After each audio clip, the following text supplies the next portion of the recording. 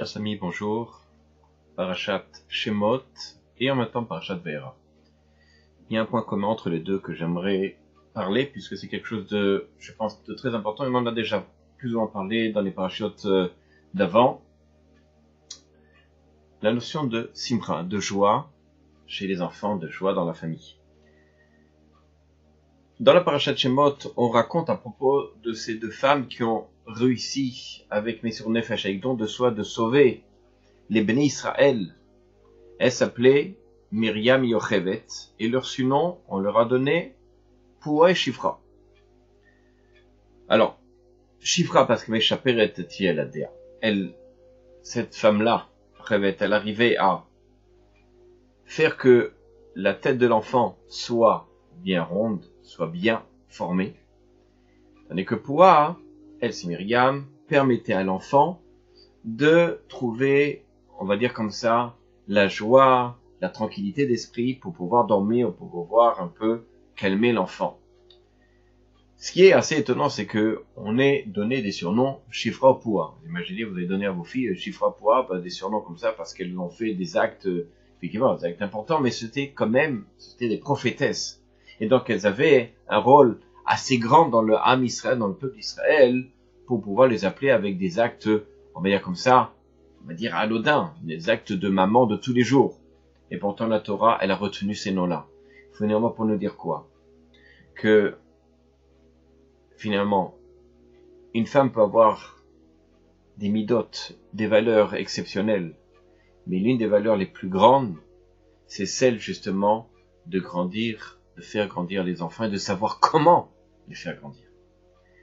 Une fois, le Rav Zilberstein s'est rapporté dans son livre Alelu Shaber, qui nous dit la chose suivante. Une fois, il est allé faire espède chez l'Admour de Nadvorna, parce qu'il avait perdu sa mère. Et l'Admour de Nadvorna lui a dit quelque chose, un petit ridouche. Il lui a dit, vous savez, c'est écrit comme ça, hein, Shema Beni Moussar Avicha. Écoute mon fils, Moussar Avicha. Le Moussar, ce que va t'enseigner ton père, va titosh Torah Timecha, et ne te sépare pas de la Torah de ta mère. Alors effectivement, il pose la question, il dit pourquoi c'est la Torah de ta mère? La Torah, c'est le père qui enseigne la Torah. C'est le père qui a une obligation dans la Torah, c'est pas la mère. Et il répond, il dit la chose suivante, quelque chose d'extraordinaire, il dit comme ça. C'est que, effectivement, le père, il va enseigner les lois. Il va enseigner la théorie au niveau des vertus que l'on doit avoir. Il va enseigner tout ce qui l'homme devrait acquérir au niveau, l'enfant devrait acquérir au niveau des mitzvot et de l'étude, etc. Mais la femme, la maman, qu'est-ce qu'elle va, elle, donner dans la maison? Eh bien, c'est toute l'ambiance qui va être dans la maison, c'est elle qui va le donner. La joie. Elle va donner l'envie d'étudier. L'enfant, il va revenir avec des notes et dit quoi? Mais c'est extraordinaire, on va faire un super repas parce que tu as une bonne note, ou on va faire, je sais pas, quelque chose de très spécial ce Shabbat parce que les enseignants, les rabbinim sont très contents de toi et moi je suis content de toi. C'est quelque chose et c'est ça, Torah Timer. Al Titosh, ne te sépare pas, Titosh, n'oublie pas la Torah de ta mère. On n'oublie pas la Torah de sa mère. Et le Rav Zilberstein, il dit comme ça, c'est que une fois, il y avait comme ça un beddin qui se penchait sur un cas, un juif qui a fait son aliyah de Russie et qui se disait qu'il était juif et qui se disait surtout qu'il était Cohen. Mais il n'y avait aucune preuve à l'appui pour savoir d'abord s'il était juif et surtout s'il était Cohen.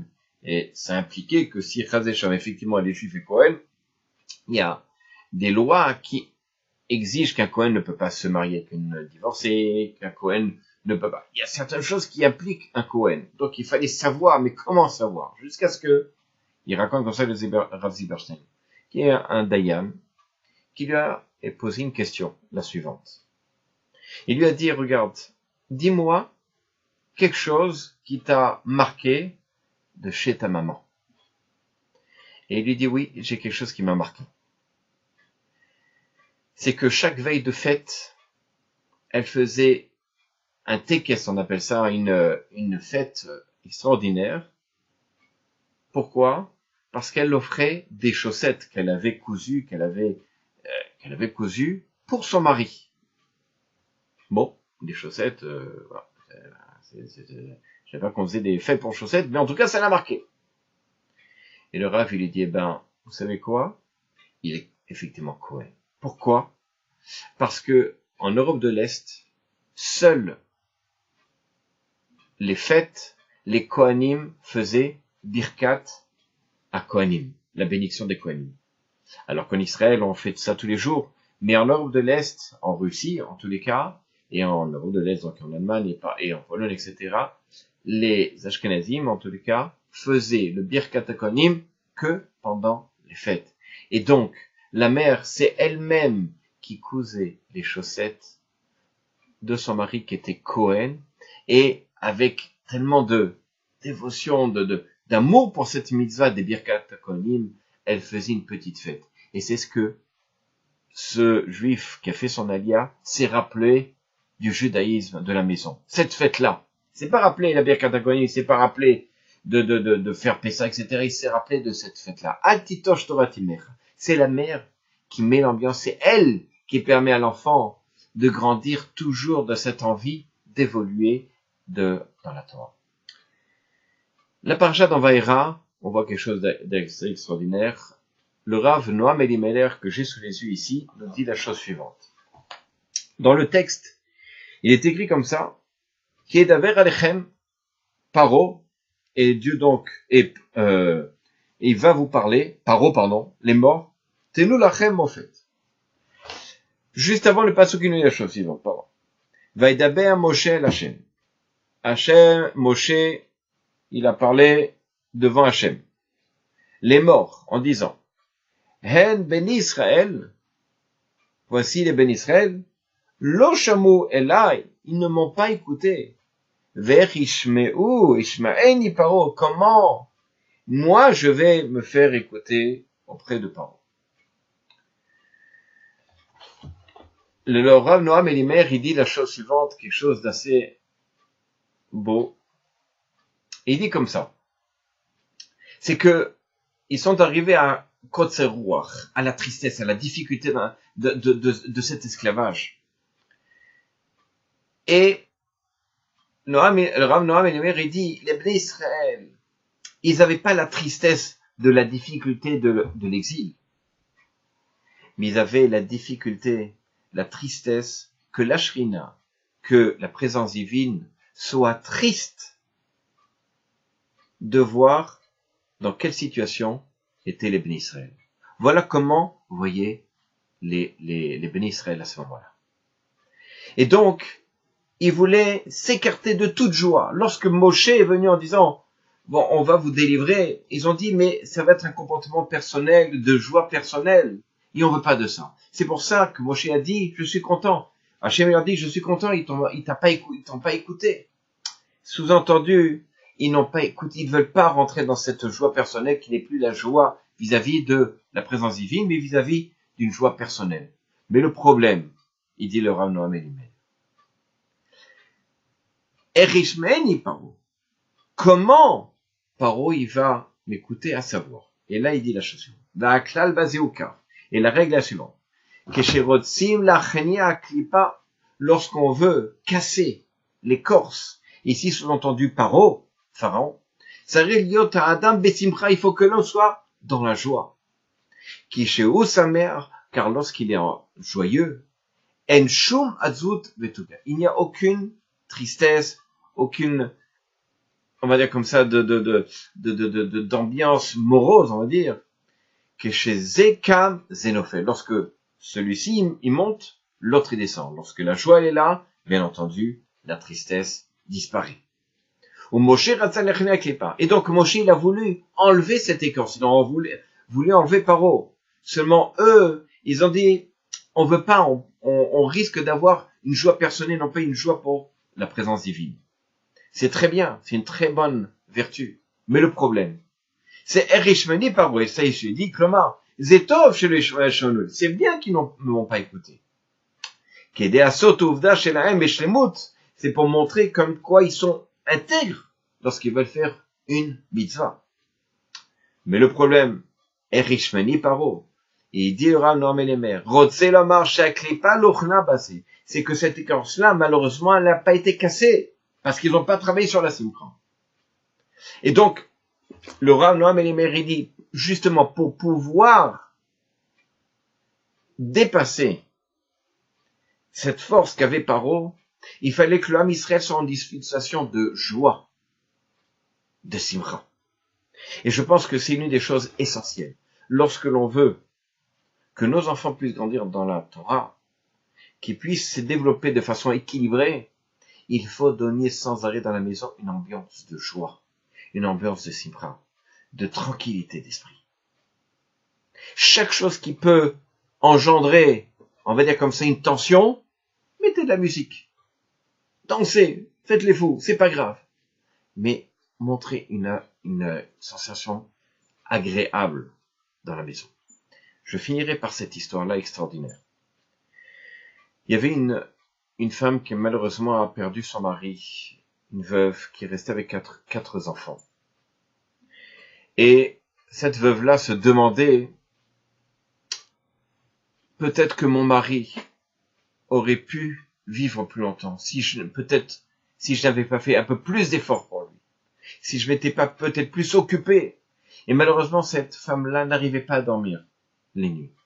À la fin, elle a dit, je vais aller voir un des grands de la génération, c'est des Rav Shlomo Zalman Ori Bar Zatzal, pour avoir, on va dire comme ça, une idée, savoir comment faire pour surpercer, peut-être prendre sur elle quelque chose qui puisse être bien pour la neshama de son mari. Et elle raconte donc au Rav ce qu'elle a sur le cœur. Le Rav lui dit la chose suivante, écoutez bien. Et il dit, écoutez, j'entends votre douleur. Si vous acceptez ce que je vais vous dire, 3 points, si vous les acceptez, alors vous, non seulement, vous ferez nachadrouar à Kadosh Baruch Hu, il sera heureux, il sera bien de ce que vous allez prendre, mais vous allez aussi, évidemment, donner du bonheur à votre mari. Vous êtes prêts à prendre ces 3 choses-là? La femme a dit, évidemment. Elle était prête à prendre n'importe quelle exigence dans la halakha pour pouvoir se pardonner entre guillemets à elle-même et en tout cas rendre heureux la neshama de son mari. Le Rav lui dit, première chose, lorsque vous allez sortir d'ici, vous allez prendre vos enfants, vous allez aller au magasin de jouets et vous allez acheter à chacun d'eux un cadeau qu'ils aiment. Première mitzvah. Deuxième mitzvah. Vous allez prendre sur vous un minag, quelque chose sur vous. Chaque semaine, vous allez sortir une fois donc par semaine dans un endroit agréable, ou la mer, ou la montagne, la forêt, etc., avec vos enfants et montrer la beauté de l'endroit. Pour que les enfants puissent, mitavrer, respirer le bonheur, voir autre chose. C'est la deuxième chose que vous allez prendre sur vous. Chaque semaine, une fois par semaine. Troisième et dernière chose. Malgré votre situation qui est difficile, effectivement, il faut beaucoup de force pour pouvoir surmonter tout ça. Alors, pour que les choses soient bien et complètent les 3 mitzvot, vous allez amener de la simcha dans votre maison. Peu importe comment. Mais il faut qu'il y ait de la simcha dans votre maison. Voilà les 3 choses que vous allez prendre sur vous. Elle était assez étonnée, elle pensait peut-être qu'il faudrait prendre 1 heure avant Shabbat, la cache-route, genre on va changer, on va être plus exigeant sur la cache-route, etc. Non, 3 choses qu'elle n'a jamais pensé. Mais quoi qu'il en soit, elle est sortie de chez le Rav, le cœur tranquille et soulagé. Mais avant tout, le Rav, il lui dit la chose suivante, et là j'ai le texte sous les yeux. Va Metsu dit le Rav Oevar. Il dit la chose suivante. Va Metsu Mocher, et la réalité prouve que lorsque les enfants sont joyeux et tranquilles et sereins, alors ils étudient mieux, avec plus d'envie et de façon plus correcte. Kesheifat horim morem, comme ce qu'aimeraient les parents et les enseignants. Et ils réussissent beaucoup mieux. Et c'est pourquoi, si vous faites attention d'accomplir finalement ces trois choses-là, vous allez voir vos enfants grandir avec émouna, avec foi, dans les mitzvot d'Akadosh Baruch Hu, et finalement de devenir Bezrat Hashem de grands Talmidei Chachamim, et de cela, de faire Nachadro à Akadosh Baruch Hu, de faire du bien à Akadosh Baruch Hu, et bien entendu, à la Neshama de votre mari. N'oubliez pas, soyez heureux, mettez la musique, à bientôt.